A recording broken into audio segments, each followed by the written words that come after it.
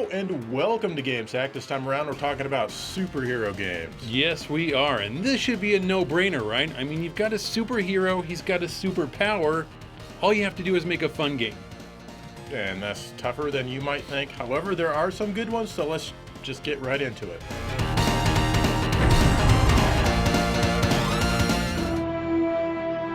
Here's Marvel's SpiderMan from Insomniac Games on the PlayStation 4. It's also available for, wait, no, this is an actual platform exclusive. Don't see many of those anymore. This one received a ton of hype, and honestly it looked pretty fun, so I picked it up about a week after it came out. I've got to admit, the first half hour or so is pretty boring as it requires a full game install before you're allowed to do anything. Hey, it's still more entertaining than a tutorial. And the good news on that front is that this is one of those games that shows you what you need as you need it. And you're not forced to do what they say before the message disappears and you're allowed to continue.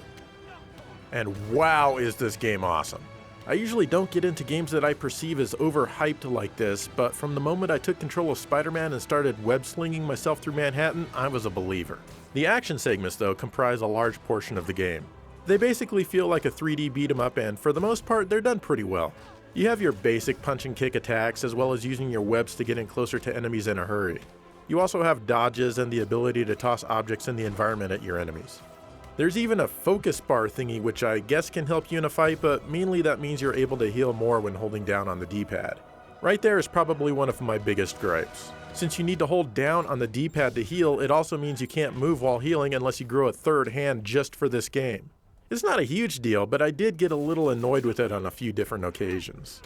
Also, sometimes the dodge button feels a little laggy, at least until you upgrade it. And you can upgrade your skill set quite a lot, and thankfully the skill tree isn't too complex for its own good. Oh, and another gripe is that the enemies don't have life bars, and I really wish that they did. The game's not super easy, but that's fine as you restart at the beginning of the fight that you died on if you fail. Some of the fights can get pretty long though, with 5 or more waves of enemies. There's also some quick time events here and there that you'll have to deal with. These are pretty easy though, and for me they add to the fun. I don't know why everyone else hates quick time events, just as long as they're not overused, they're fun. The game is definitely not all about the fighting though. You need to run around and fix police cell towers and do lots of other random things. At first, I didn't think I would like the shift in game focus to these menial things, but you know what? It provides a good break in the action, and I enjoy doing them just as much as I enjoy the fighting, maybe even a little more. It makes me feel like Spider-Man is more than just a thug-smashing superhero. There's a larger overarching story with some big baddies, but you're also a friendly neighborhood Spider-Man, which means you get to stop a bunch of local crimes too. And there are a lot of them. The good news is that they're optional. In addition to those are a bunch of also optional side missions that you can do at your leisure. Doing these helps you earn different types of tokens which you can use to upgrade your suit, your webbing, your gadgets, and the like. In this game, Spider-Man is a great character. It really makes him fun to listen to and also fun to play as him. What? Is it National Rocket Day or something? And aside from those minor things I mentioned earlier about the fights, the control is great. Web slinging around everywhere is super fun and easy to do. I could web swing around this city all damn day. I'm often reminded of the old Spider-Man 2 game based on the movie when playing this, and that's definitely not a bad thing. However, I do feel that this game is overall better, and I'm not just talking about the graphics. I really like the freedom that this game offers. Manhattan is represented very well here, and though it's certainly not exact or anything, it's fairly close to the real deal. Hell, even the firehouse used in Ghostbusters is here, and I think that's pretty damn cool. Doesn't Sony own the rights to Ghostbusters? Because I'd love to have seen the sign on the building. Oh, and if you haven't already noticed, the graphics are spectacular. Yes, even the puddles. Manhattan has never looked so damn good in a video game. It doesn't run at 60 frames per second, but that doesn't mean it can't be appreciated.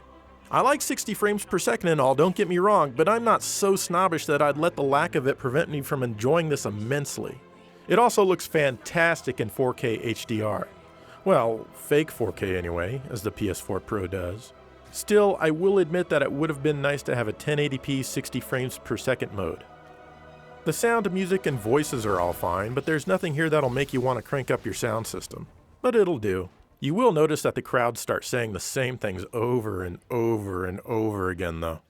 Still though, I've got to say that this is one of my favorite superhero games and it's very hard for me to put down. Definitely, absolutely recommended.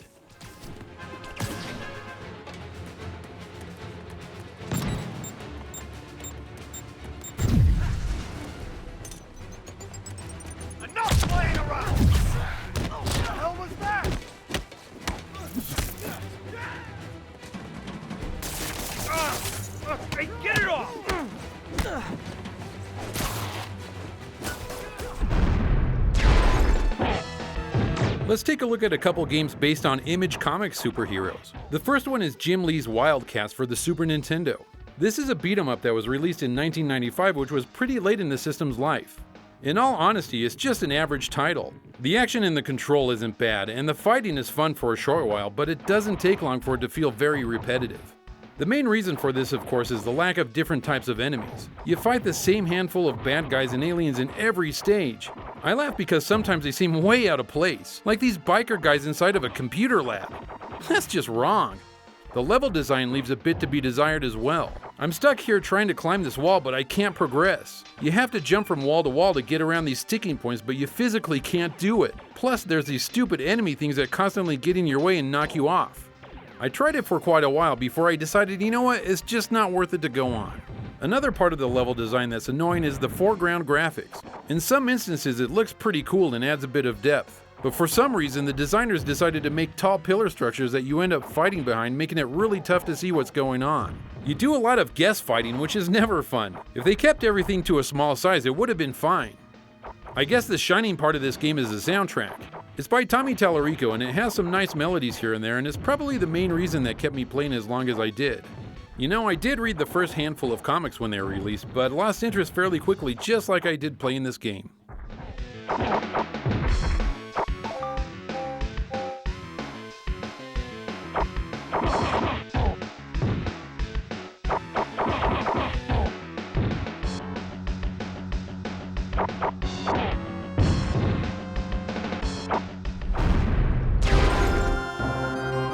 The next title based on Image Comics is Todd McFarlane's mega hit Spawn.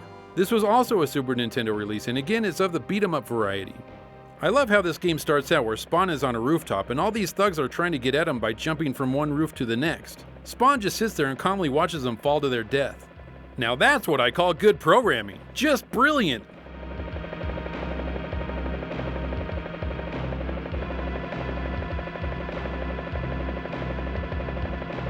Spawn has quite a few moves that he can pull off, but his problem is that he's just slow.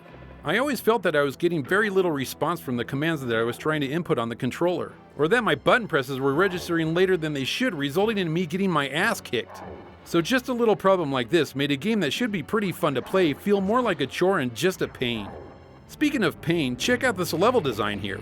On the background walls, there's these electricity dildos. There's absolutely no way to dodge the electricity that I can see. I tried jumping over them and sliding and just straightforward bull rushing past them to no avail. And it doesn't help that you're trying to fight enemies while you're getting zapped constantly. I can't imagine that many people kept playing long enough to see what comes next. I didn't, as this kind of crap is just a huge turnoff.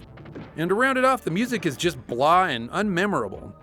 I was sad that this game turned out so bad, as I was a big fan of the comics back in the day and I still have quite a few of them in my collection. These are two games based on Image Comics that are better left unplayed.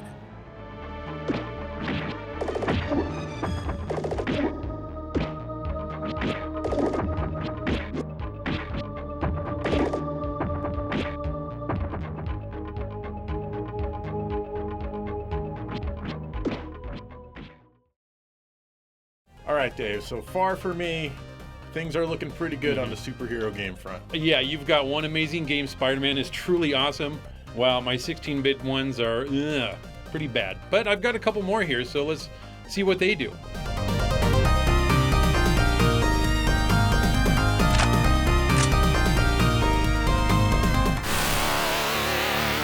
Now let's take a look at a few 16-bit XMen games. The first one is XMen on the Genesis. In this title, you get to play as 4 of the X-Men and you can choose which one you want to start with. Each character controls a bit differently from the others, as you'd expect based on their weapons and mutant abilities. The jungle level is rich with spear-chucking weirdos and slightly hidden paths for you to find. You'll have to find levers here and there to open up a gate or some obstacle in your way.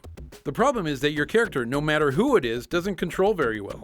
You'll miss a lot of jumps and good luck avoiding those spear throwers because you'll get hit a lot, which in turn depletes your life bar quickly. You'll meet Juggernaut in the level and you'd think you'd have to fight him, but if you just wait a little bit, he'll run off the screen. What the hell? Why does he even make an appearance? You'll also need to make sure you have a working reset button on your Genesis if you want to beat this one, as the game will try to trick you later on. You know what? This game is stupid and is just generally not fun.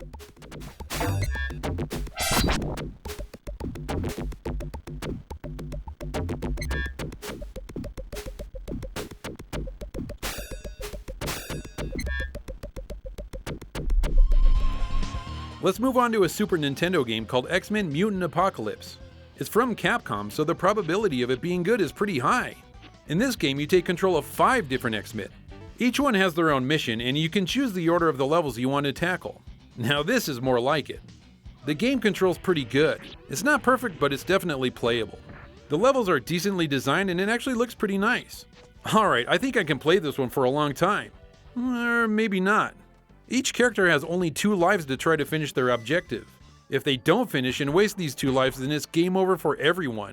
No continues, and the password feature must be broken because I found no option for the game to give me a password to continue later. Plus, I never found any icons to refill my life bar. I don't think they exist in this game, so you have to make it all the way through a level on 1 bar. You know, I'm pretty decent at beat-em-ups, but this is just stupid, and I wasn't really having much fun once the first few minutes of the game wore off.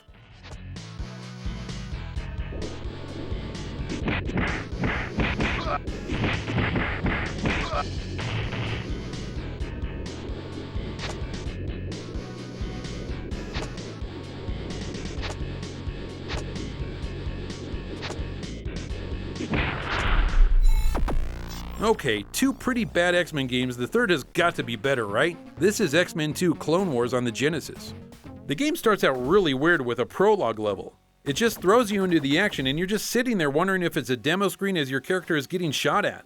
Once you get past that weirdness, you get to the title screen and then you get to choose from one of 6 X-Men to play as. The game starts out nice and easy and the first level is pretty fun to play.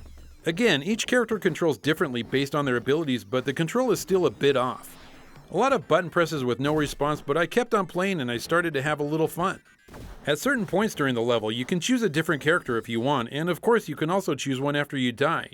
You have 7 lives to split between everyone, and once those lives are gone, it's game over with no continues or no password feature. Once level 2 started, it just hit the fan and I found myself trying to dodge bullets from turrets, all while trying to not get shot by winged enemies. It didn't take long for me to go through those reserves and lives and see the game over screen. That second level was annoying enough that I just didn't want to play anymore. 3 X-Men games, all with problems. There's gotta be better superhero games out there.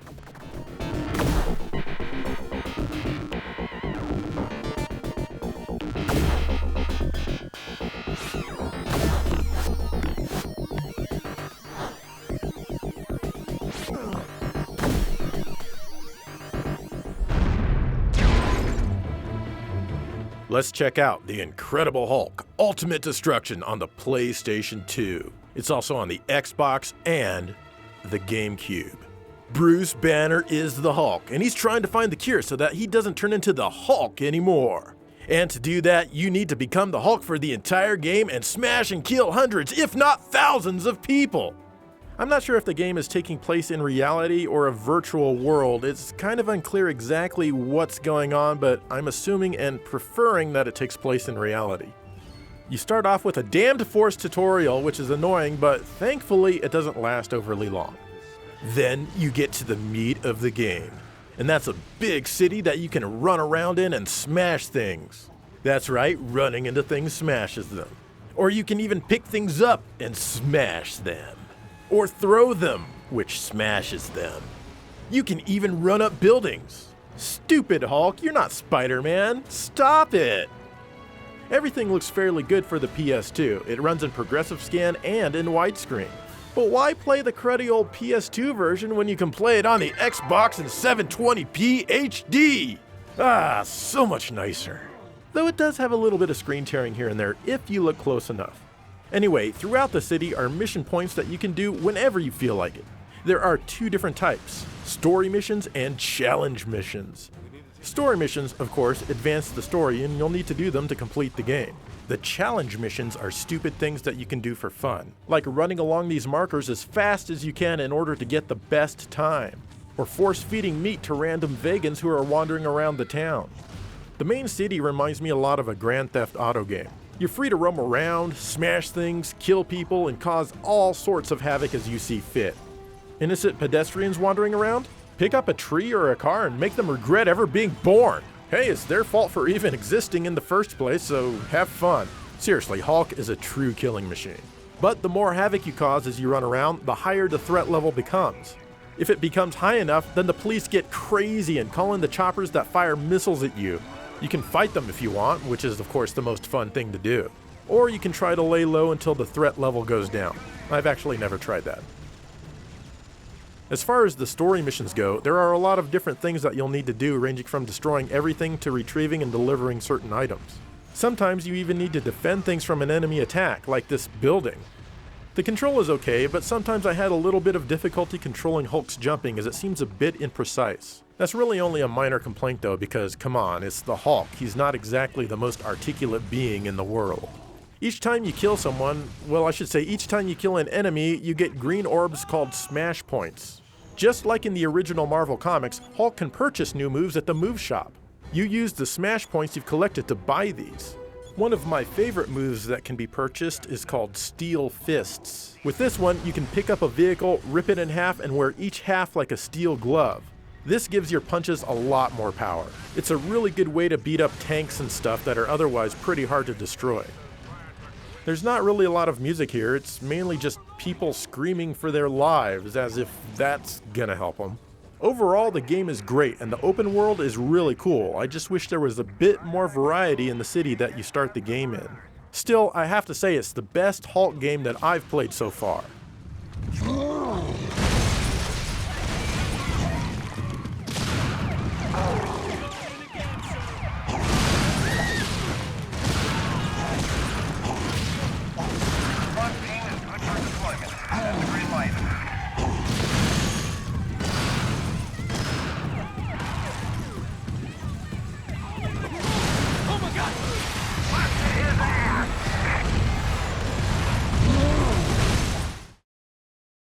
Follow GameSack on Twitter at GameSack and at GameSackDave, on Instagram at GameSackOfficial, and check out our Patreon if you want.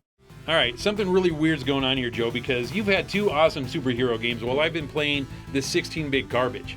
Yeah, I've got to admit, those games you've been covering are just bad. In fact, pretty much every superhero game in that era.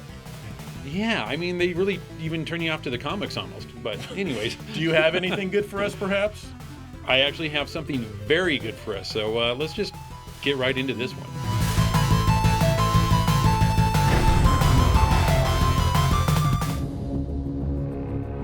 Here's Batman Arkham City from Rocksteady Studios. Released in 2011, it's available for all the systems of the time, and I'm playing the PS3 version here. Since the prison and asylum can't hold any more bad guys, the slums of Gotham have been fenced off to make enough room for all the thugs. This area is known as Arkham City. Batman has his hands full since everything goes down here. It's all well thought out, and you'll meet a lot of Batman's major enemies as you unravel the story. One feature that I really like is once you meet one of the main enemies, you'll unlock biography information on them. Since I don't know much about any of these bad guys, this was really cool to see. It was also very interesting to read their backgrounds and even when they first appeared in the Batman universe. The action is broken up quite a bit to hear tidbits of storyline. These are done with cutscenes, or they're done as you're making your way from one objective to the next. There's tons of verbal dialogue here, and it's all very professional. It was all a lie. There's nothing wrong with you. Nice of you to say, but you of all people should know there's plenty wrong with me. You'll never see this one on a Games with Bad Acting episode, that's for sure. Even the dialogue from the simplest of thugs sounds believable. I say we take these losers back to the steel mill, drop them in a vat of molten steel, and send them back to the Penguin as some nice statues for his collection. And as usual with more modern games, the side quests will add lots and lots of hours of extra gameplay. This game is loaded with side quests. For example, the Riddler has left riddles all over the city for you to figure out. There's 440 of these littered all over the place. Some of them are easy, but a lot of them can be really challenging to figure out. Arkham City is huge and it's full of detail that really immersed me into Batman's world. Immersed is the right word, as there's been a lot of times that I'll just sit there and look at the surroundings, soaking in everything. Everywhere you go, you can tell a lot of time, effort, and love have gone into it. When you're not doing that, you'll be gliding and using your backlaw to get around town. Being mostly above city is really cool, getting from rooftop to rooftop. The backlaw is sweet, and apparently it can hold about 1,000 yards of line. You know, it's not believable, but I wouldn't have it any other way. The game is simply just fun to play. Combat is simple and looks amazing. Fighting a half a dozen thugs isn't a problem when you're Batman. His bat senses will tell you if you're about to be attacked from behind. When you see that, you simply just press the counterattack button and turn to fight that thug. The battles are all really stylized, and you'll never get sick of fighting and watching the bat do his thing. You'll know the fight is over when the camera zooms in on the final blow.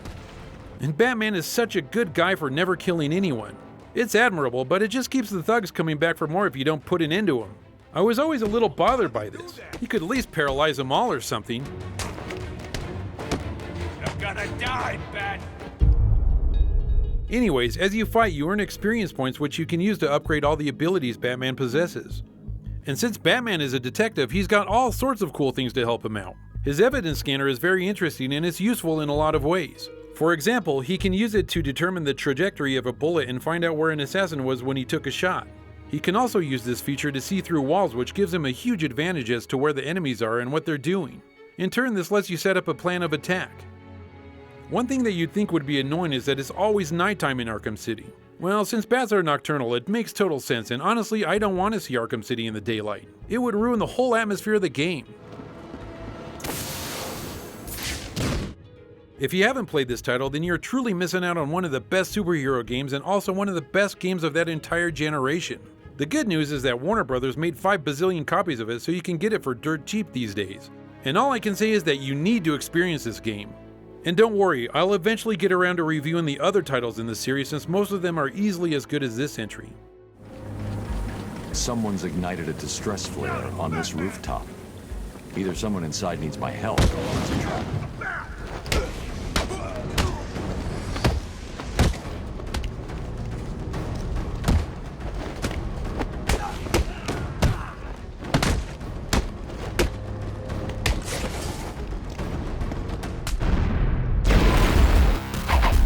I was looking really hard for a superhero game that didn't reek of unwashed taint for my last review today.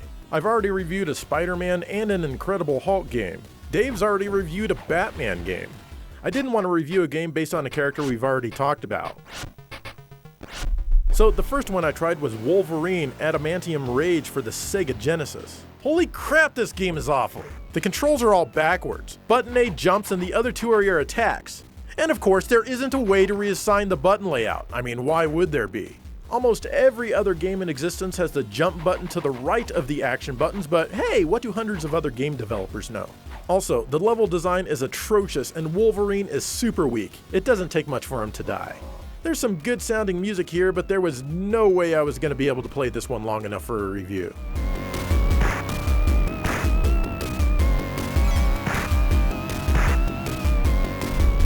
So then I tried the Super Nintendo version of Wolverine. It was made by a different developer and it's a different game, so it's gotta be better.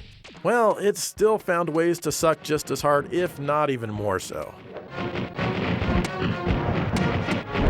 After that, I tried Daredevil on the Game Boy Advance, which was released to coincide with the 2003 movie. I don't know about you, but I think the movie may have been released by 20th Century Fox. Anyway, this one was much better than either of the Wolverines, but it was still kind of lackluster.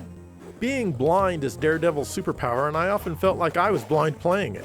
I was often trying to attack enemies while facing away from them. I had a hard time hitting bosses like Elektra, but eventually I was able to win by sheer luck. Still, it was very slow and very boring.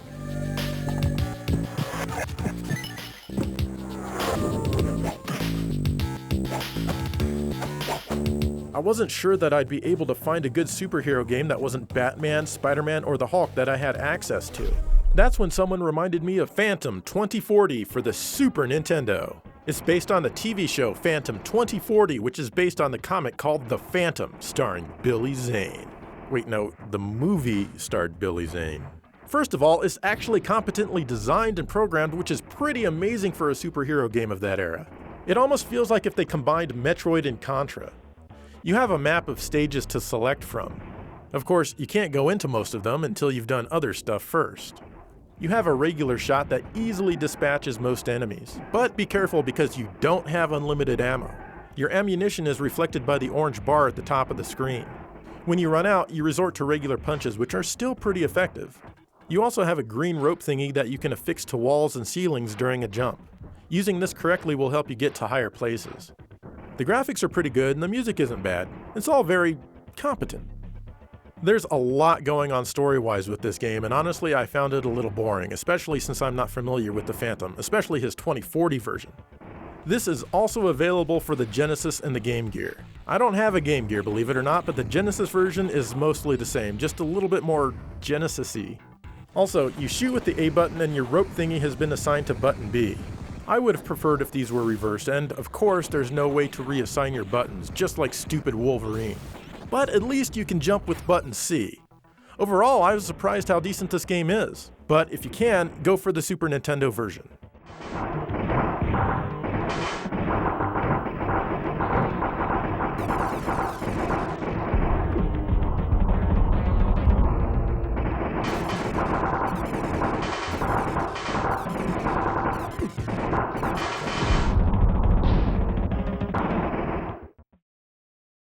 Alright, Joe, I'm feeling pretty redeemed here because I got to play Batman Arkham City, and that game is just freaking amazing. I loved it from beginning to end, and even more so, you got to play some average to even below average 16-bit games, which made me happy. Yeah, that I did. Anyway, what are some of your favorite superhero games that we didn't talk about? There's got to be some more good ones out there, right? I mean, come on. Has to be. Let us know. In the meantime, thank you for watching GameSag.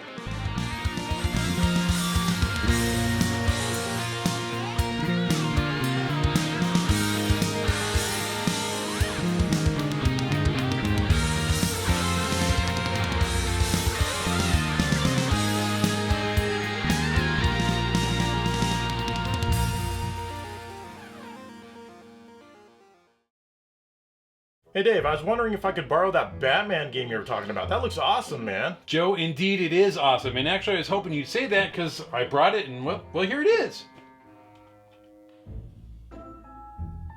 Dave, I've never heard of a game called 10 out of 10. I was hoping I could borrow Batman. It's not 10 out of 10. It's Batman. I mean, there's Batman right there. He's kind of in the background and faded out. Okay, I guess that is Batman. And look, here's the actual logo to the game right on the side. It's a little small, but it's there. Oh yeah, I guess this is a Batman game, huh? But Dave, how can the game be a 10 out of 10 if it also says it's 5 out of 5? Hey, look, it says it's 5 out of 5 down here as well. Am I supposed to just average out the score? Is it 7.5 out of 7.5? Am I supposed to believe what Game Informer says? Am I supposed to believe what G4TV.com says? Am I supposed to believe what GamePro says? Is GamePro even around anymore? How can I believe someone that's not even around anymore? Just play the goddamn game, Joe.